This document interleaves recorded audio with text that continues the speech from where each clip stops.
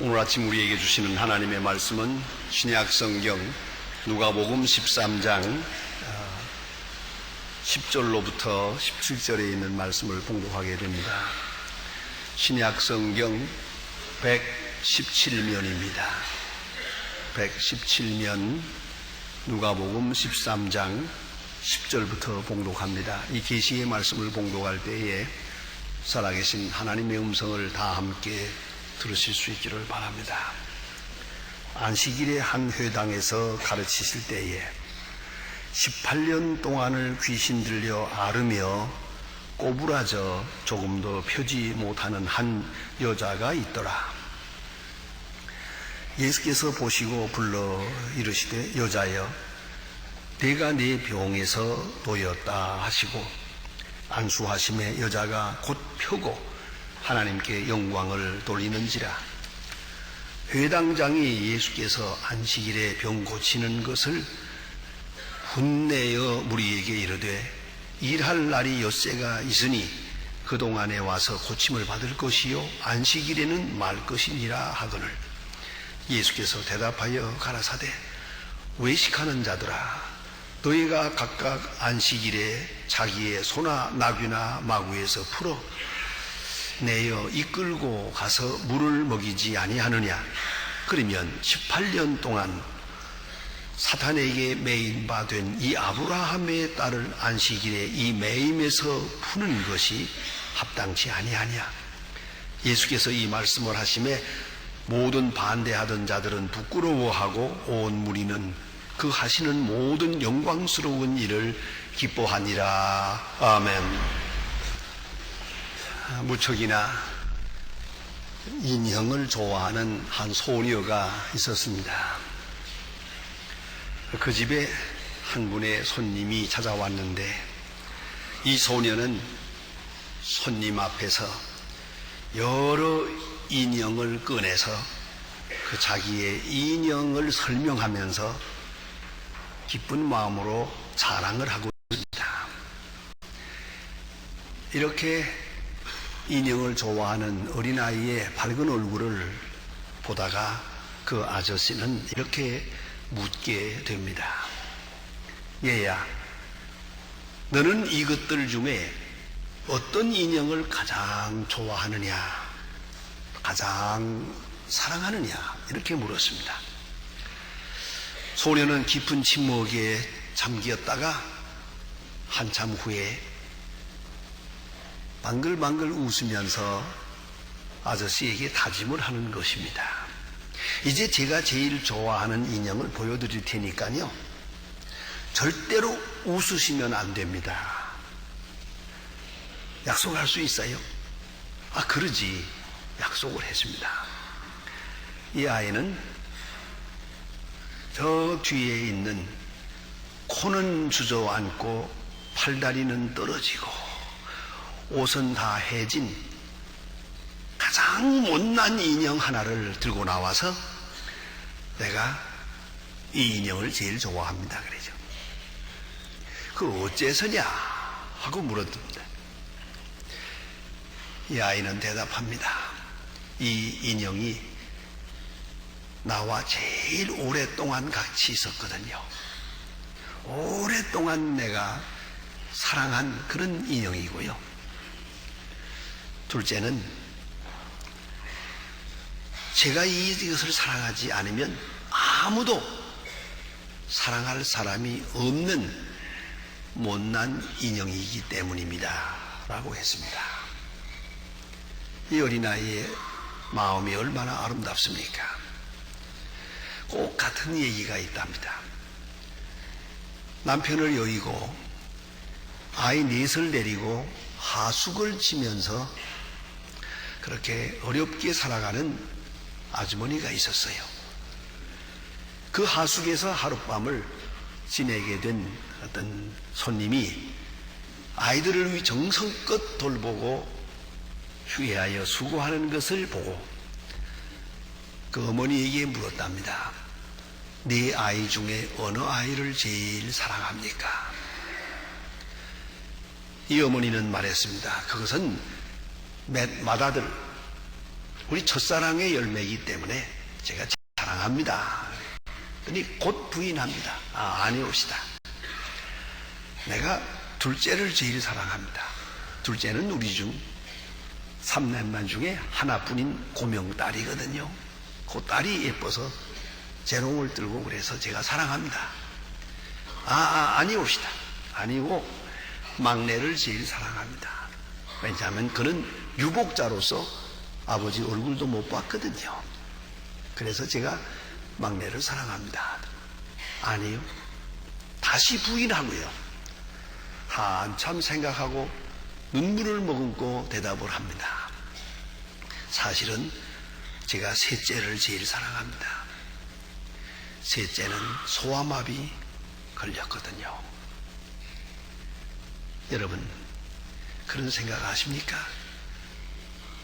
삐진 자식을 더 사랑한다고요. 오히려 약한 자식을 더 사랑합니다. 문제의 자식을 부모는 더 사랑합니다. 그게 진정한 사랑입니다. 뭐 공부를 잘하느니 못하느니 인물이 잘났느니 못났느니 그건 사랑이 아닙니다. 사랑은 무조건적이고 절대적이고 사랑의 이유는 사랑이 있을 뿐이요. 왜 사랑하느냐고는 묻지 마세요. 사랑하는 것이에요. 이것은 창조적인 사랑이기 때문이에요. 오늘 본문 성경에서 보십시다. 가장 비참한 한 인간상이 나타납니다. 그는 몸이 꼬부라졌다고 해서요. 그는 척추장애자옵시다.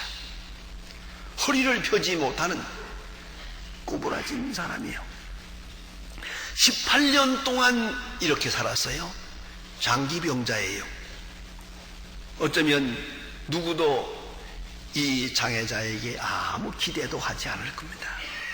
오랫동안 병중에 있어서 고침받지 못했기 때문에 어쩌면 온 가족들도 다 버렸고 그 누구도 이것을 소망이 있다고 생각하지 않았을 겁니다.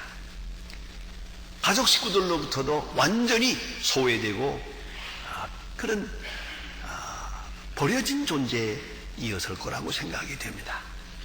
그도 그럴 것이 뭐냐면 귀신 들렸거든요. 그 말은 뭐냐면 정신적 장애. 이것은 의식의 부자유란 말이에요. 말할 수도 없고 말을 들을 수도 없고. 그러니까 사랑한다고 사랑을 압니까? 준다고 고맙다고 하겠습니까? 아무것도 모르는 거예요. 자, 이러한 어찌 생각하면은 인간이라고 하기에도 참 민망할 정도예요. 아무 쓸모가 없는 거예요. 몸도 병들었고 신도 병들었고 인격도 병들었어요. 아무 쓸모가 없는, 우리 인간의 흔히 보는 보편적 가치로 볼 때는 쓸모가 없는 그런 인간이옵시다. 어쩌면 버려진, 완전히 소외당한 그런 불쌍한 여기 청년이 있었다 하는 얘기예요. 가치론의 대표자인 R.B. 페리라고 하는 분의 그 가치론을 간단하게 요약해보면 이렇게 볼 수가 있습니다. 첫째는 물질적 가치. 사람들은 물질적 가치를 소중히 여겨요. 그래서 얼마나 많이 가졌느냐. 여러분 아시는 대로 돈이 많으면 대접받고 돈이 없으면 천대받는 게 아닙니까? 또 한 가지는 얼마나 소비하느냐. 뭐 가졌더라도 또 아주 그 구두쇠는 소용없어요. 얼마나 돈을 쓰면서 사느냐. 사람의 가치거든요. 그렇다면 이런 물질로 인해서 우리 인간의 가치가 오르내리기도 합니다. 또 하나는 신체적 가치죠. 건강하고 잘 먹고 튼튼하고 그리고 늠름하게 보일 때 가치가 있죠. 요새는 뭐 흔히 말하는 대로 키도 한 180 되고 뭐 이런 좀 돼야 돼. 그렇지 않습니까? 요새 축구 선수들이 아주 한참 인기가 높습니다. 확실히 신체적 가치가 높죠. 그렇지 않습니까? 이렇게 해서 평가가 됩니다. 또 하나는 정신적 가치입니다. 혹은 심리적 가치. 얼마나 예술성이 있느냐, 아름다움을 갖추었느냐, 사람들의 마음에 얼만큼 아름다운 마음을 줄 수 있느냐, 또 행복을 줄 수 있느냐, 뭐 이런 것이죠. 그러나 네 번째 가치는 인격적 가치입니다. 의미의 추구올시다. 그 사람이 어떤 목적으로 사느냐는 거죠. 그리고 어떤 목적을 지향하며 사느냐는 거죠. 또 어떤 의미의 생을 사느냐, 그것이 그 사람의 가치입니다. 목적이 가치를 평가하게 되니까요. 그래서 궁극적인 것에 대하여 높은 것, 그것을 영원한 것을 지향하며 살 때 그만큼 인생의 가치는 높아진다. 그렇습니다. 자, 이런 가치론에 한번 준해서 여기에 있는 이 여자를 생각해 보세요. 자, 물질적 가치가 있습니까? 신체적 가치가 있습니까? 정신적 가치가 있습니까? 인격적 가치가 있습니까? 이 원리의 기준에서 평가해 볼 때 완전히 제로예요. 어쩌면 살아있다고 하는 것 자체가 많은 사람에게 폐를 끼치고 있는 거예요. 모든 사람이 이 사람이 필요하다고 생각하지 않아요. 그러한 존재예요. 오늘 본문에 보는 대로 예수님께서는, 자, 이 보세요. 이 여자를 만나서 말씀하십니다. 이 아브라함의 딸이랍니다. 여기서 예수님의 인간 가치론이 나옵니다. 예수님은 사람을 어떻게 보셨느냐 이겁니다. 어떤 기준에 의해서 평가하고 어떤 기준에 의해서 사람의 사람됨을 보았느냐. 분명한 것은 사람을 외모로 취하지 않았습니다. 그의 소유로 평가하지도 않았습니다. 그의 지식도 아닙니다. 심지어는 그의 건강과 젊음도 아닙니다. 오로지 예수님께서 평가하는 기준은 내면적 존재입니다. 아브라함의 딸, 다시 말해서 하나님의 형상을 본 것입니다. 내면적 세계를 보았습니다. 겉으로는 불쌍합니다. 사람 같지도 않습니다. 모든 사람에게 멸시를 당합니다. 그러나 예수님은 그 사람 속에 있는 하나님의 형상을 보았어요. 이걸 잊지 말아야 합니다.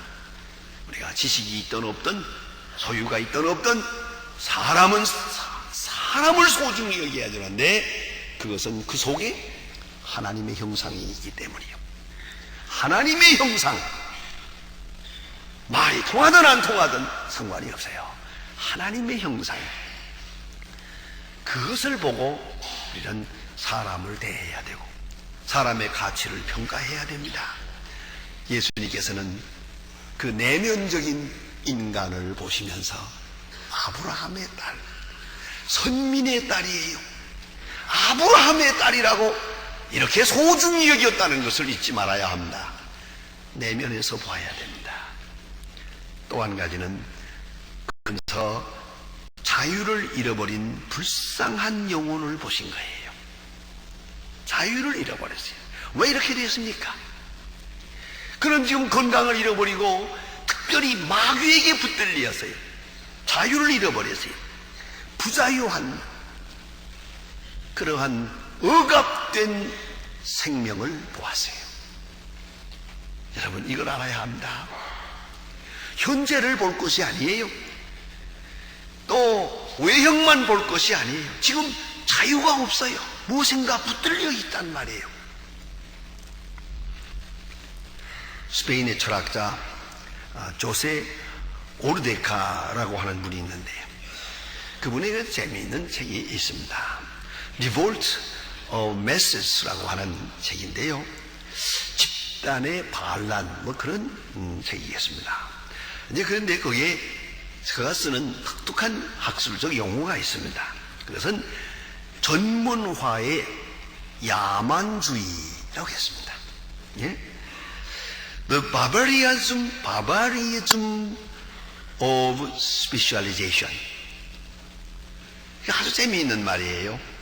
이게 무슨 말이고 하니, 이 지식이라는 것은요, 일단 단순 지식이 있어요. 무언가를 많이 알고 있는 거죠. 그런가 하면 또 단순 무식이 있어요. 알아야 될 걸 몰라요. 그게 멍청하죠. 아는 사람, 모르는 사람 둘이 있어요. 세 번째 사람이 문제예요. 이것은 뭐냐? 유식하게 무식한 거예요. 알아들었어요? 아는 것 같은데 아무것도 몰라요. 이게 문제라. learned ignoramus라고 했어요. 예? 공부 많이 한 무식한 사람. 그건 왜 그러냐? 전문화 때문이에요. 너무 한쪽으로만 공부하기 때문에 그래요. 그런 언젠가 한번 제가 어떤 잡지를 하나 보니까 의학도요, 이제는 그 부득불 일반 의학을 많이 해야겠다는 뭐 그런 논문을 좀 본 거 있습니다. 왜냐하면 의사들이 너무 전문적으로 공부해가지고 환자가 하나가 왔을 때 그 사람 진찰을 못해요. 자기가 공부한 건 모르거든요. 내가 공부한 환자가 와야지, 내가 공부하지 아니한 환자는 아무리 보아도 진찰도 못한다는 거죠. 그래서 이 일반 의학을 많이 하지 않으면 안 되겠다, 그런 얘기입니다. 그것처럼 여러분, 우리가 이 병도 지금 뭐 얼마나 종류가 많습니까? 그런데 의사들은 딱 하나만 공부했거든요. 그러니까 하나는 알고 다른 건 모르는 거죠. 또 우리가 모든 지식이 그래요. 전문적으로 한쪽으로만 공부했지요. 너무 많이 하는 동안에 다른 걸 다 공부 못했거든. 그걸 잊지 말아야 합니다.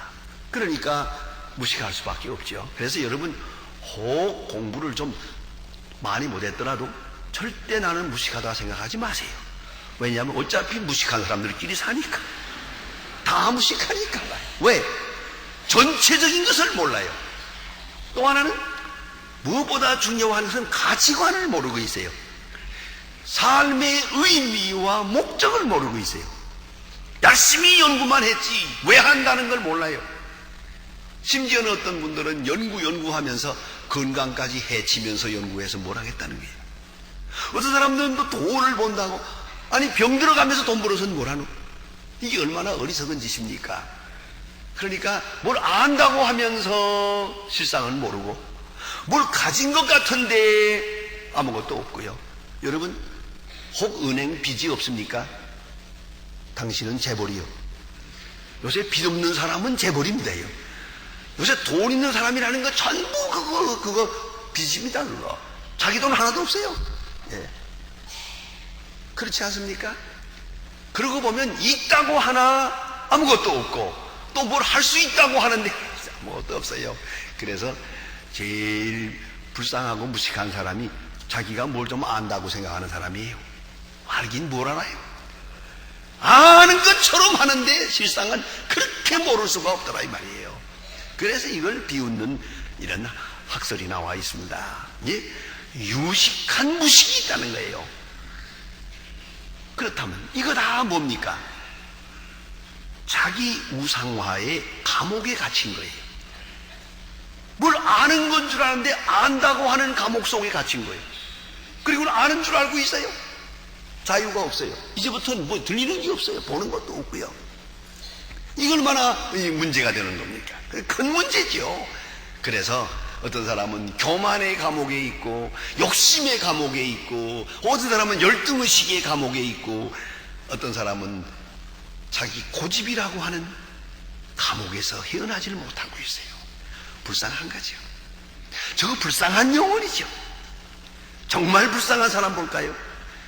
제가 북한에 갈 때마다 늘 수수께끼 같은 게 하나 있어요. 어떻게 이 어려운 사회가 이 체제를 유지하고 나갈 수 있을까? 분들이 뭐 분명하거든요. 강한 체제를 볼 수가 있어요. 어떻게 이 가능할까? 거기에 이유가 있습니다. 제가 언제 이걸 깨닫고 깜짝 놀랐습니다. 지금 북한을 주도하고 있는 지도자들이 6.25 때 전쟁에 다 무자비하게 폭격할 때 다 죽고, 거기서 부모가 다 죽고 고아로 살아남은 아이들이에요. 그들이 커서 지금 지도자가 된 겁니다. 본인들이 말합니다. 본인들이 말을 해요. 저는 아버지 어머니 모릅니다. 아버지 어머니 본 일이 없습니다. 미제국주의자 놈들이 폭격을 해서 다 죽었대요. 수령님께서 우리를 거두어 주어서 타가서 고아원 가서 공부를 해서 지금 이렇게 이 나라를 위해서 일하게 되었습니다. 진짜 수령이요, 진짜 어버이입니다. 어버이 수령입니다. 아버지 어머니 모릅니다. 그런 거로 가라 하면 가고 오라 하면 오고 죽으라 하면 죽습니다. 아, 무서워요. 그리고 우리 아버지 어머니 죽인 그놈들 야 복수할 겁니다. 보세요. 이 원한, 이 복수심 꽉 맥힌 거예요. 여기 붙들렸어요. 아무 생각도 없는 거예요. 그 복수할 마음밖에 없는 거예요. 이게 얼마나 불쌍합니까? 그래서 북한이 못 사는 거예요. 무기 준비하고 전쟁 준비하느라고 거기다가 온 정력을 다 쏟다 보니까 되는 게 없어요. 아, 참으로 불쌍합니다요. 이 이데올로기, 이 변증법적 이데올로기에 노예가 돼가지고 헤어나지를 못합니다. 여러분, 이걸 생각해야 됩니다. 그 속사람은 다 우리와 같답니다. 그런데 이렇게 노예가 되세요. 이렇게 감옥에 갇혀 있는 거예요. 어떤 악한 마음, 잘못된 생각, 이 증오심, 원한, 섭섭한 마음, 분한 마음 여기 꽉 붙들리면은 아무 일도 안 보입니다. 아무 생각도 안 납니다. 자, 오늘 예수님 앞에 있는 이 불쌍한 여자, 18년 동안 귀신에게 붙들려 있었어요. 들은 것도 없고 본 것도 없어요. 어떻게 생명만 유지했어요? 저는 자유가 없어요. 들을 수 있는 자유, 깨달을 수 있는 자유, 느낄 수 있는 자유가 없어요. 예수님 말씀하십니다. 이 매임에서 푸는 것이 합당치 아니하냐? 지금 매여 있거든요. 속박되어 있단 말이에요. 몸의 문제가 아니에요. 정신이 완전히 속박되어 있단 말이에요. 여러분은 지금 얼마나 자유를 누리고 있습니까? 이 자유를 잃어버린 사람처럼 불쌍한 사람 없어요. 가만히 보면 어떤 사람들은 그 담배 피우는 거 거기에 붙들려 가지고 자유가 없어요. 그 공항에 나가면서 보면은 한쪽 구석에 담배 피우는 사람들 모여 앉아서 요러고 빨고 있는 거 보면 저 지나갈 때마다 한 번씩 웃습니다. 이 불쌍한 사람들아, 어쩌다가 그렇게 됐나? 안 그래요? 멀쩡하게 생긴 사람들이 그렇더라고요.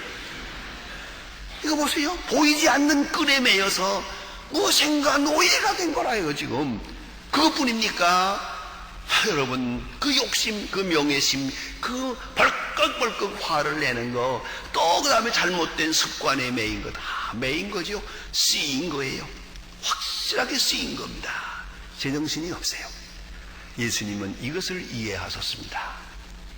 저는 매였다. 매였기 때문에 불쌍한 것이다. 풀어야겠다 생각을 하셨어요. 그리고 은총의 시각에서 보았습니다. 은혜를 플러스 알파로 부여하시고 은혜 속에서 이 여자를 보았습니다. 여러분, 미래가 보여서 사랑하는 게 아니에요. 사랑하면 미래가 보입니다. 애들이 장난을 치잖아요. 심한 장난을 칠 때 사랑하는 부모는 생각합니다. 제가 발명가가 되려는가 보다. 안 그렇습니까? 막 고집을 부리고 막 울고 그럴 때도 사랑의 시각으로 보면은 제가 의지가 있어, 개성이 있다고 제가 그렇지 않습니까? 왜요? 미래를 보잖아요. 미래를 사랑의 시각으로 보이니까 미래가 보이는 거예요. 그렇지 않습니까? 오늘 예수님께서는 이 여자를 봅니다. 이 매여있는 불쌍한 여자를 보면서 이제 예수님께서 병을 고치고 나면 이 여자가 멀쩡한 사람이 될 것이고 그 다음에 한평생 주께서 내게 베푸신 은혜를 간증하며 살 것을 생각합니다. 그 아름다운 여자를 생각합니다. 이것이 예수님의 마음이에요. 미래와 소망을 환하게 보고 계셨습니다. 여러분, 육체적으로 부자유하십니까? 영적으로 부자유하십니까? 이보다 더 무서운 것은 죄의 노예가 된 것이요, 혈기의 노예가 되고 욕심의 노예가 된 것입니다. 잘못된 이데올로기의 노예가 된 것, 참으로 불쌍한 것입니다. 예수님 말씀하십니다. 이도 아브라함의 딸이라고. 이 아브라함의 딸을 풀어주는 것이 마땅치 않느냐. 여러분, 온전한 자유인이 될 때 하나님의 영광을 볼 수 있고요, 또한 매여 있는 사람들을 자유케 하는 일, 불쌍한 데서부터 자유케 하는 일이 바로 우리에게 맡겨진 사명이옵시다. 기도하십시다.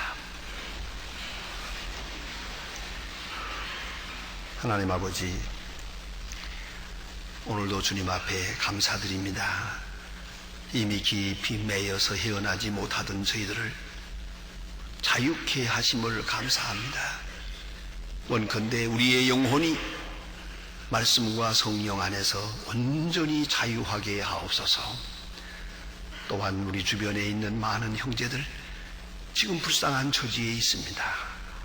저들을 깊은 고통에서, 속박에서 자유케 하는 이 귀중한 사역에 우리의 뜻과 정성을 다하게 하여 주시옵소서. 예수님의 이름으로 기도합니다. 아멘.